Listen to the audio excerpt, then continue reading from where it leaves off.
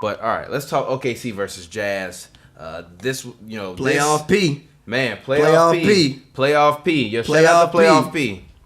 Shout out to Playoff P. He finally showed up.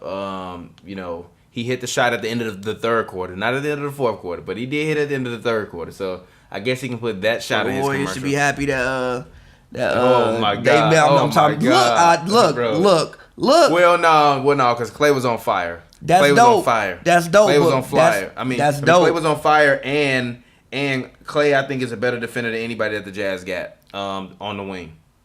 Yeah, that's dope. But look, so that's how you neutralize PG. Nah, bro, because PG is so good that he can neutralize you offensively. Yeah, but PG not gonna be doing this if he got to guard KD every game. He not gonna be doing this if he got to guard Klay Thompson every game.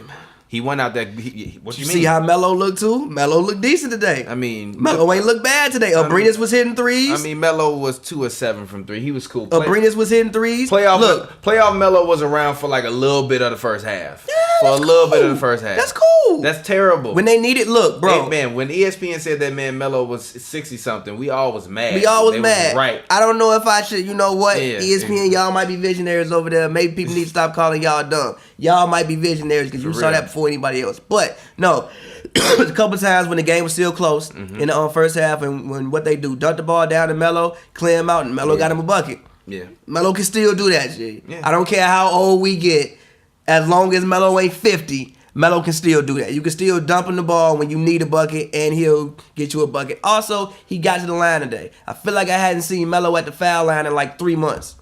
He got to the line today. He at least looked alive. I mean, twice. That's cool. I mean, come on, man.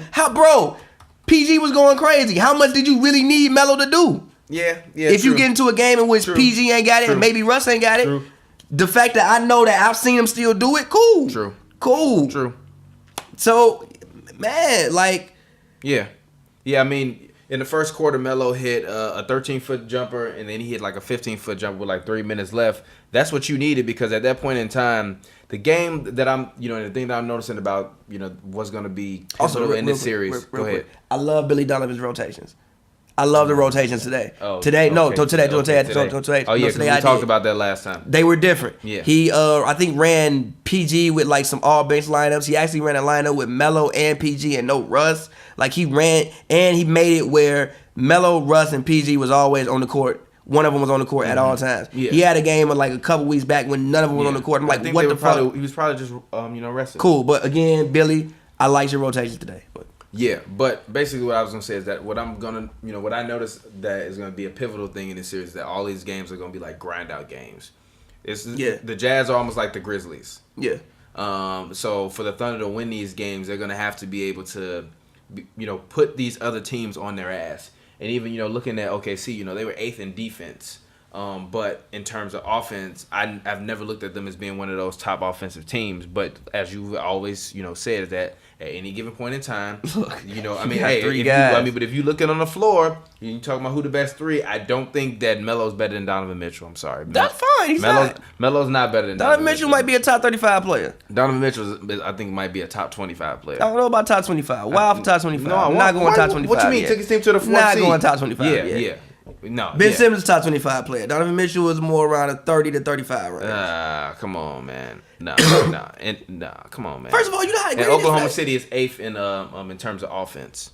So they were 8th in terms of offense, and they were 8th and they were 10th in terms of defense. So the thing about them is that they only score 106 points. So they put up 116 points this game, which is great for them against a team like the Jazz. Because even if you're looking at Utah's the number 2 defensive team behind Boston in the NBA, and they was only behind by like a 0.1 percentage points in terms of the points. So Utah, you playing against the best defensive team. You got Rudy Gobert. Steven Adams was out there swarming. He was tapping, baskets back in. That that dunk that he had where he hurt his arm. I think they said he had like a stinger and his arm went dead for like 3 minutes because he dunked the ball so hard. But he was still out there playing, like running and all that crazy stuff. So he laid the ball up with a stinger. Like he couldn't even lift his arm up. Insane. And laid it up and it went in. So the thing that they're gonna need is for guys like him to come in and continue to play with not only pace but also energy. Even Raymond Felton. This was probably the first game that I've watched Oklahoma City all season long where I was watching Raymond Felton and I was like, you know what? I'm actually not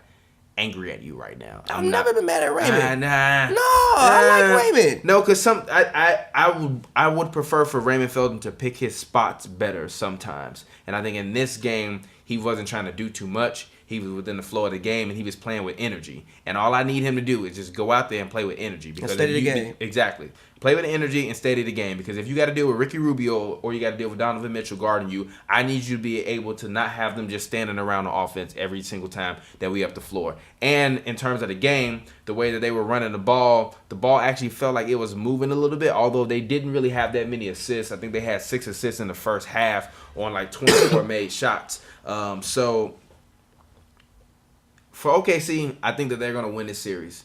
I think Donovan Mitchell will probably wind up having a 40-point game, and everybody's going to be like, see, this is why he deserved to be Rookie of the Year over Ben Simmons. Ben Simmons just had a triple-double. Shut the fuck up. But, look, it might go 6. Maybe, but go ahead. One thing I do want to say is, judging off with the last 2 minutes of the game, Alex Burks got to get more playing time. Mm-hmm. Reason being is because besides Donovan, like, who else do you have on this team that can really, like, go get buckets?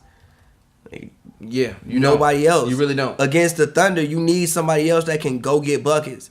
Yeah, I mean, and even like, because they got 3. Jay Crowder gave you 13. Yeah, Joe but Ingles Crowder 13. not gonna really go out there and go get buckets. But this is what I was saying about the Jazz. This is why I was saying that I didn't think that they were going to even make the playoffs, because they don't have enough other than Donovan Mitchell offensively. Rudy Gobert changes the game defensively, but you still got to score fucking points. That's why everybody was angry at me about me talking shit about Joe Ingles. I don't give a damn about Joe Ingles. Was Joe Ingles? Oh yeah, and everybody's like, Joe Ingles was one of the top defensive players in the NBA in the playoffs last year. Oh, how he do today against PG? PG put that man O'Neal on his ass, dog, and then drained a 3, dog. Playoff P is in the building.